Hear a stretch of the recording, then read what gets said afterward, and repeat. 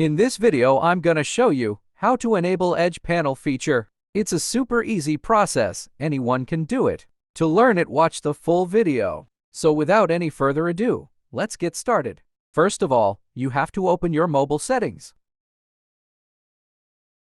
Then scroll down a little bit and find out Display. Then tap on it. From here, scroll down a little bit and tap on Edge Panel. Now enable it. Then, you will see a white line at the right side of your display. To use the Edge Panel, slide this white line to the left. Then your mobile Edge Panel will be opened. I hope you understand the full process. If you think this video is useful, then don't forget to like this video and subscribe to the channel. And also, if you face any problem, then please comment.